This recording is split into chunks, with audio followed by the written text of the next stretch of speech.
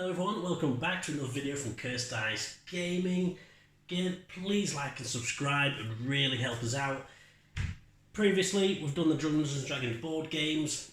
We had 5 different Dungeons & Dragons board games expansions, all that can connect and interact with each other. So we've already done the Castle Ravenloft, Legend of Drizzt and Ghost of Saltmarsh. So without further ado, let's get the next one out of the way.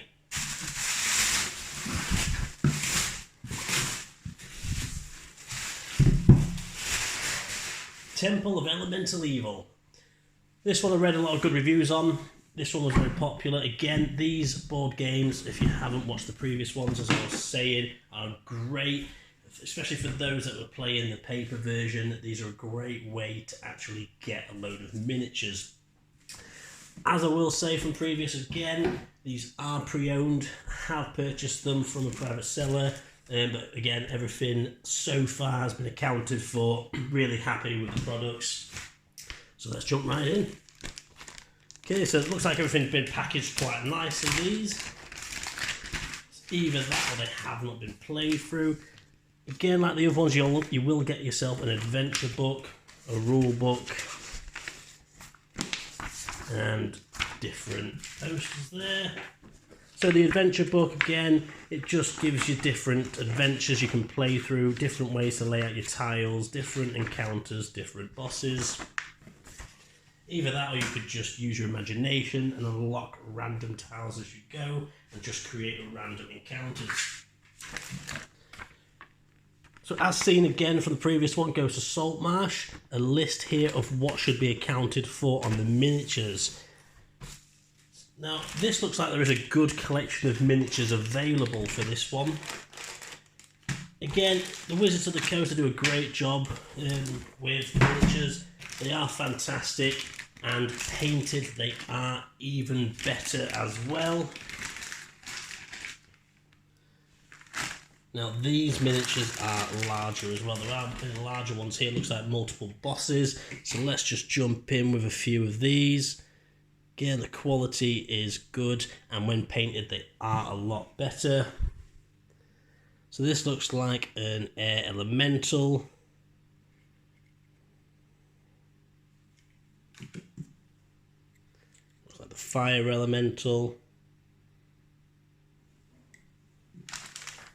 Now, I won't take all of these out, but as you can see, you do get a very good collection of the miniatures. One that I will want to take out, though, is the boss. So this is a very good quality miniature, this, and it comes with a little stand as well. So as you can see there,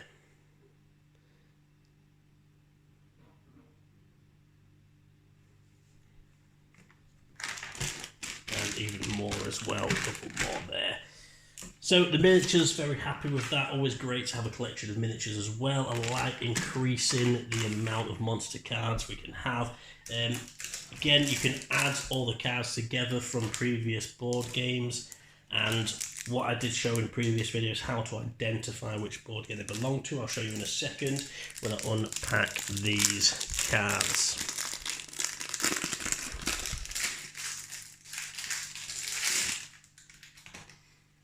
So each board game does come with a 20-sided dice and a load of cards as well. So here are just your sequence of play cards. Again, it's just one for each person playing to remind them of the sequence of play. You've got your hero phase, your exploration phase, your villain phase. Now we'll do the characters last. I will just go through them afterwards.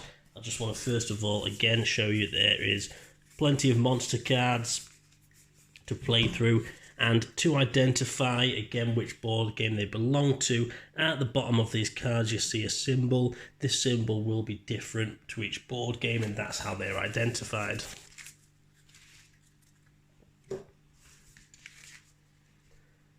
Encounter cards. Again, good collection of encounters and traps.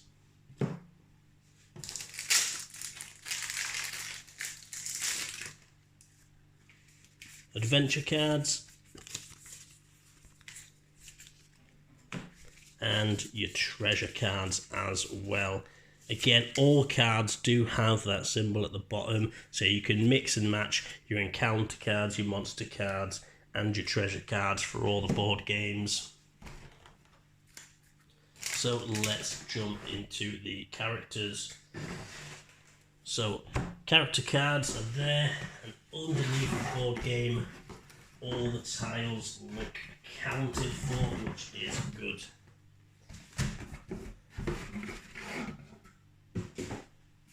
So the wrapping has been taken off of these tiles, however they do look like they are very well placed, so whether they've not actually been played with is great.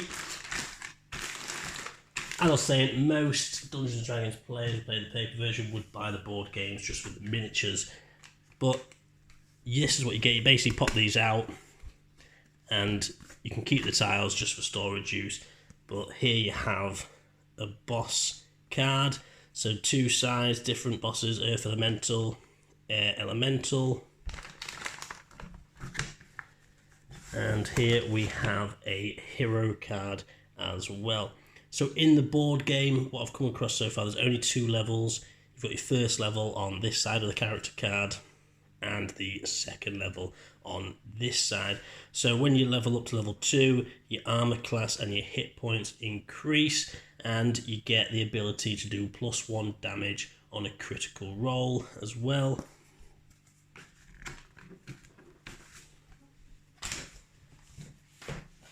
So it looks like with these all the tiles are accounted for, all the dungeon tiles, all the markers. And here we have the Black Dragon card.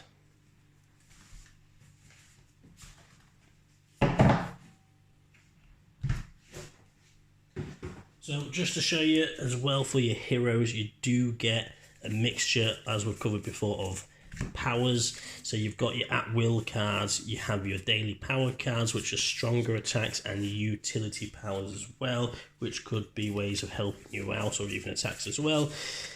Again, good collection for each character. So we have a wizard in this board game. We have a ranger. We have a cleric. We have a rogue.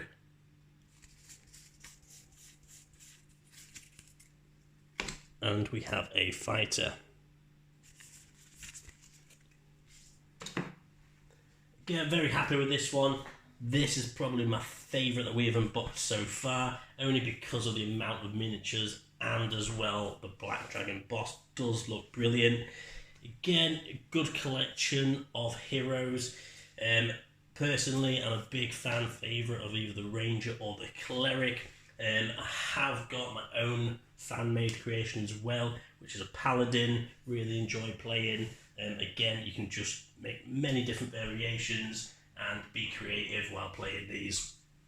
So we only have one left to unbox, which I'm going to do in the next video. Really excited. And so far, counting these, we've done Legend of Drizzt, Ghost of Saltmarsh, Castle Ravenloft, and the Temple of Elemental Evil, which means the last one will be the Dungeon of the Mad Mage. So please, again, like and subscribe and stay tuned for the next.